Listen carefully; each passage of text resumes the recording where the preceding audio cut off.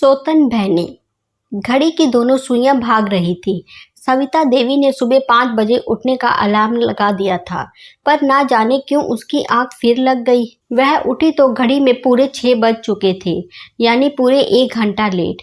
उसने जल्दी जल्दी दातुन किया और रसोई घर जाकर सबका नाश्ता और दिन का खाना बनाने में लग गई। समय बहुत हो चुका था। सब काम जल्दी से करके उसे अपनी बड़ी बेटी रश्मि के घर जाना था। रश्मि की डिलीवरी जो होने वाली थी। माँ उस काम के लिए नहीं पहुंचेगी तो कौन पहुंचेगा।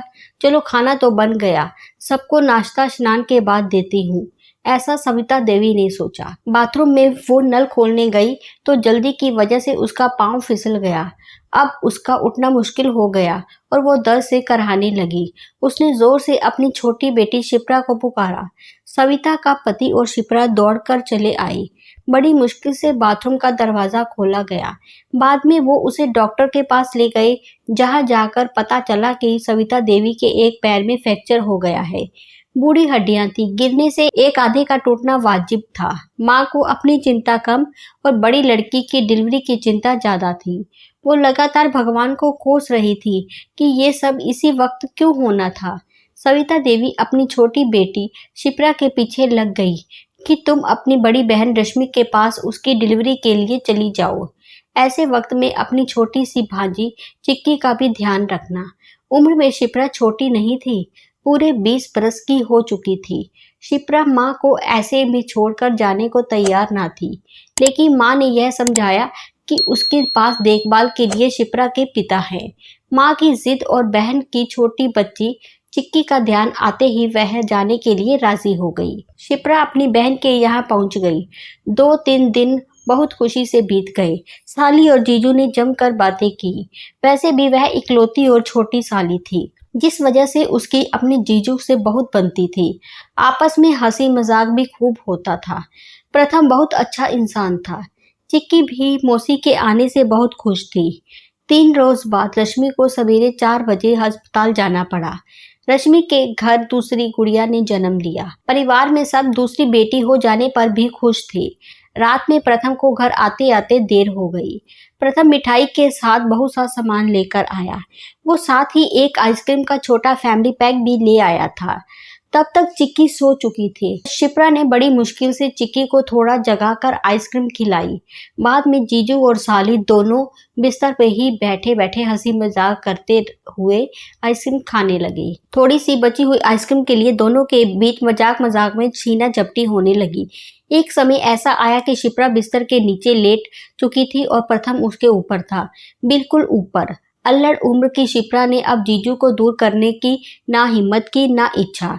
जीजू भी अब कमजोर पड़ चुकी थी। आखिर वो था तो मर्द ही, और बाद में उन दोनों के बीच जो हुआ वो बहुत शर्मनाक था। दीदी के छुट्टी मिलकर घर आ जाने के बाद शिप्रा जल्दी ही अपने घर लौट आई। समय बीता। आज सविता देवी बहुत गुस्से में थी। उसने फटाफट 2-3 थप्पड़ शिप्रा पर जड़ दिए और बोली, बता कल मुहे कहाँ अपना मुंह काला करके आई है। जवाब सुनकर तो सुन रह गई। ऐसा लगा जैसे धरती फट गई हो। शिप्रा को गर्भवती करने वाला कोई बाहरी पुरुष नहीं, खुद उसका जीजू था। रश्मि और प्रथम दोनों को तुरंत बुलाया गया। रश्मि ने प्रथम से बहुत झगड़ा किया, लेकिन यह झगड़ा समस्या का हल नहीं था। समस्या का हल गर्भपात था, जिसके लिए शिप्रा बिल्कुल राजी ना हुई।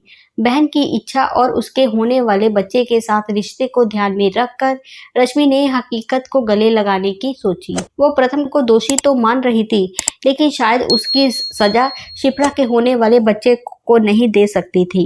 वो उस बच्चे से पिता के नाम का हक भी नहीं छीनना चाहती थी। दोनों बहनों ने सोचा, ऐसे भी तो समुदाय हैं जहाँ सोतन मिलकर रहती हैं, फिर हम प्रेम पूर्वक क्यों नहीं रह सकती। दोनों बहनों ने मिलकर समाज के नियमों को चुनौती दे डाली और रश्मि अपनी बहन को प्रथम की दूसरी पत्नी के रूप में विवाह कर घर ले आई। साली आधी घरवाली होती है, यह कहावत तो सुन रखी थी, पर साली पूरी घरवाली बन जाए ऐसा तमाशा तो हकीकत में सुनकर अच्छा नहीं लगता। रिश्तेदारों ने संबंध तोड़ लिए। परिचित अब अपरिचित बनने लगे। वक्त अब आगे बढ़ने लगा। बहनों का जुनून कम ना हुआ। वो 2 सोतन बहनें अपने पति की खुशी में ही जीने लगी। उन तीनों को किसी पास पड़ोस या समाज वालों की परवाह ना थी। वो अपनी जिंदगी में ही खुश थे। दोनों बहनों को अपने पति को बांटने में भी कोई संकोच न था। दोनों बहनें समझदारी से जी रही थी। बाद में शिप्रा ने एक सुंदर लड़के को जन्म दिया। तीनों बच्चे अब बड़े होने लगे। अब रश्मि की बेटियों का शिप्रा के बेटे के साथ अक्सर पिता को लेकर झगड़ा होने लगा। शिप्रा का बेटा अब करीब 5-6 साल का हो चुका था। एक दिन पिता को लेकर बहनों के साथ झगड़ा इतना बढ़ गया था कि उसने अपनी माँ शिप्रा को कहा कि तुम गंदी हो, और उसके चरित्र को लेकर उसे बहुत कुछ कह दिया। शिप्रा यह बातें अपने छोटे से बच्चे के मुंह से सुनकर पूरी तरह टूटकर बिखर गई थी। इतना दुख तो उसे किसी की भी बातों से नहीं पहुंचा था। अपने बच्चे की बातों ने उसे झंझोर कर रख दिया। अगले दिन सवेरे पुलिस की गाड़ी प्रथम के घर के आगे आकर खड़ी हुई। बेडरूम के पंखे से एक महिला लटकी पड़ी थी।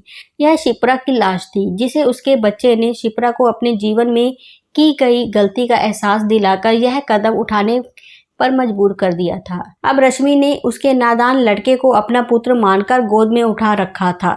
जिस तरह भगवान ने सृष्टि की रचना कुछ सिद्धांतों पर की है, ऐसे ही हमारा समाज कुछ नियमों पर आधारित है। यदि हम उन नियमों का पालन नहीं करते तो एक ना एक दिन उसका अंत दुखद होता है। उम्मीद करती हूँ ये स्टोरी आपको पसंद आई होगी। हमें अपनी राय ज़रूर बताएं। कहानी पसंद आई हो तो चैनल को लाइक, कमेंट्स और शेयर ज़रूर करें। चैनल पर आप नए हैं तो चैनल को सब्सक्राइब ज़रूर करें। धन्यवाद।